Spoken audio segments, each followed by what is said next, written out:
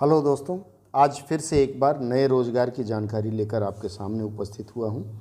इस बार फिर से लोकसभा सचिवालय में कई पद आए हैं। इस बार का यह जो पद है वह दुभाषिया अर्थात इंटरप्रेटर के पद के चयन के लिए आया है। इसके लिए आवेदन करने की अंतिम तिथि है 18 अगस्त 2020 और आवेदन आपको मेल द्वारा भेजना है। मेल आईडी है recruitment-lss अर्थात लोकसभा सचिवालय @sansad.nic.in। दुभाषिया दो तरह से काम करते हैं। एक तरफ तो भाषा का अनुवाद करते ही हैं, जब कोई वार्तालाप चल रही होती है तो उसका अन्य भाषा में, जिस भाषा के विशेषज्ञ हैं उस भाषा में तत्काल अनुवाद करते हैं। आपने देखा होगा कई जगह मंत्री या फिर दो देश के जब प्रमुख मिलते हैं तो ये जब आपस में बात करते हैं तो उनके साथ एक दुभाषिया रहता है। दुभाषिया का काम है कि एक दूसरे की भाषा समझना और समझाना। यही काम संसद में भी है इन दुभाषियों का। जिस भाषा में वो चुने जाएंगे उस भाषा के वक्तव्य का अन्य भाषा में उनको तत्क्षण अनुवाद करना और बोलना रहता है। इसमें कुल 12 पद हैं, जिसमें से 5 हैं अनरिजर्व के, 2 हैं एससी के। एसटी के लिए इस बार कोई पद नहीं है। ओबीसी उम्मीदवारों के लिए 4 पद हैं, ईडब्ल्यूएस के लिए 1 है। कुल मिलाकर के 12 है, जिसमें से अंग्रेजी और हिंदी भाषा के 7 लोग लिए जाएंगे। इसके अलावा डोंगरी, कश्मीरी, कोंकणी, संथाली और सिंधी के लिए 1-1 लोग लिए जाएंगे। संस्थान पर उपलब्ध विवरण के अनुसार हिंदी और अंग्रेजी के इंटरप्रेटर के लिए दिल्ली में परीक्षा ली जाएगी।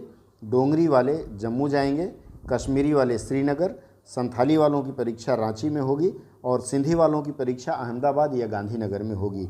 अगर कैंडिडेट उनको कम पाए जाते हैं या जो भी उनका अनुमान है उसके अनुसार नहीं होते हैं तो सारी परीक्षाएं दिल्ली में ही आयोजित की जाएंगी।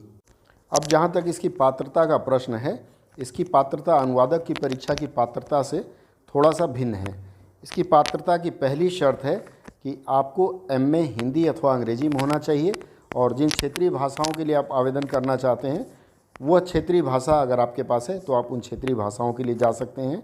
इसके अलावा इन्होंने लिखा है हिंदी या इंग्लिश में यदि आप एमए हैं, हिंदी में एमए हैं तो आपका मीडियम ऑफ इंस्ट्रक्शन ग्रेजुएशन तक इंग्लिश होना चाहिए और यदि आप इंग्लिश में हैं तो आपके पास मीडियम ऑफ इंस्ट्रक्शन हिंदी होना चाहिए स्नातक स्तर तक।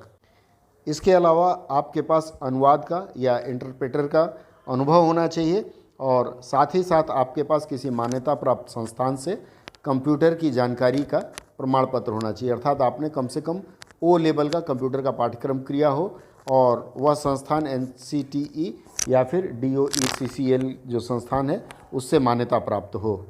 इसकी पात्रता के मीडियम के संबंध में कई लोगों को शंका है। देखिए, इसमें स्पष्ट रूप से लिखा हुआ है कि medium of instructions up two degree level for इंग्लिश/हिंदी stream interpreter, अर्थात अंग्रेजी और हिंदी के इंटरप्रेटर के लिए यदि आप आवेदन करना चाह रहे हैं तो आपके पास डिग्री लेवल में इंग्लिश अथवा हिंदी स्ट्रीम का माध्यम होना चाहिए, अर्थात आप उस माध्यम में पढ़े हों। यदि आप क्षेत्रीय भाषाओं के लिए आवेदन कर रहे हैं तो वहाँ बाध्यता है कि आपके पास मास्टर्स डिग्री तक वही भाषा रही हो आपकी माध्यम के रूप में। इसके लिए आवेदन के साथ साथ आपको सेल्फ अटेस्टेड स्कैन कॉपी देना है एक प्रमाण पत्र का जो मीडियम से संबंधित हो और वह प्रमाण पत्र आपको अपने कॉलेज के या यूनिवर्सिटी जहाँ पढ़े हैं उसके रजिस्ट्रार या फिर कंट्रोलर ऑफ एग्जामिनेशन या फिर कॉलेज के प्रिंसिपल से लेकर के उसको भी जमा करना पड़ेगा। बिना उसके आपकी पात्रता नहीं मानी जाएगी। अब आयु सीमा के बारे में भी जान लें। इसके लिए अधिकतम आयु 27 वर्ष दी गई है।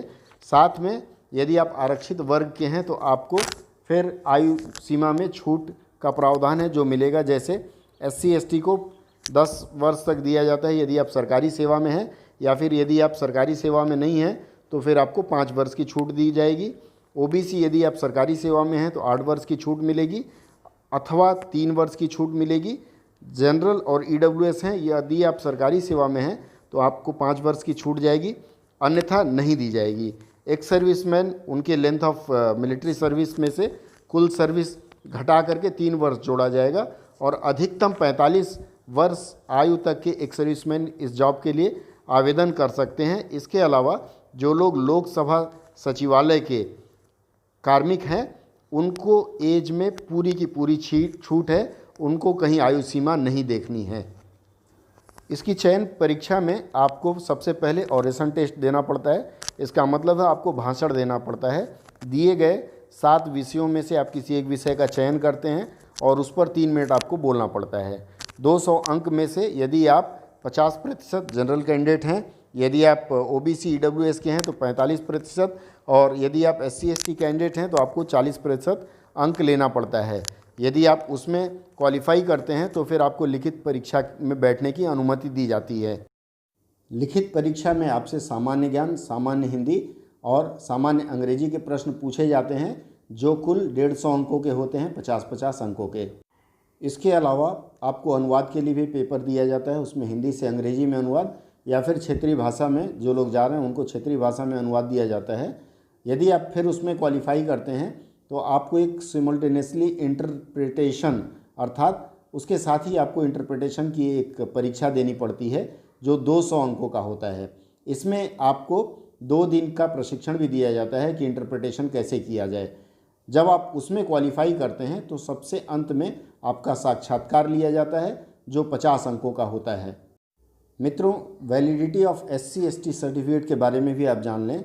यदि आपके पास SC सर्टिफिकेट है, ST है या OBC है तो उसके लिए यहाँ वेबसाइट दिया गया है, जैसे www.socialjustice.nic.in या अन्य जो वेबसाइट 3 मैं इस चित्र में दे रहा हूँ, उन वेबसाइट पर आप जांच कर लें कि आपका प्रमाण पत्र संबद्ध वेबसाइट पर दिए गए विवरण के अनुसार है या नहीं है। यदि नहीं है तो आपका आवेदन निरस्त हो सकता है, इसलिए सबसे पहले आप अपना प्रमाण पत्र दुरुस्त करा लें। जो लोग OBC का प्रमाण पत्र प्रस्तुत करना चाहते हैं वो ध्यान दें कि उनका प्रमाण पत्र 1/4/2020 अर्थात 1 अप्रैल 2020 से पहले का यदि बना हुआ है तो वह नहीं चलेगा। फिर से मैं कह रहा हूँ, वह नहीं चलेगा, इसलिए आपको एक नया प्रमाण पत्र बनवाना पड़ेगा।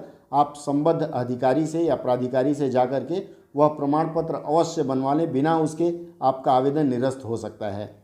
मित्रों, फिर से मैं बता दूं कि आपको यह पूरा आवेदन सारे प्रमाण पत्र के साथ में मेल द्वारा भेजना है, और आवेदन भेजने के बाद भी उसकी रिसिप्ट अर्थात पावती यदि नहीं मिलती है आपको तो आप 011-230-34521 फ़ोन पर संपर्क करके जान लें कि आपके आवेदन की स्थिति क्या है।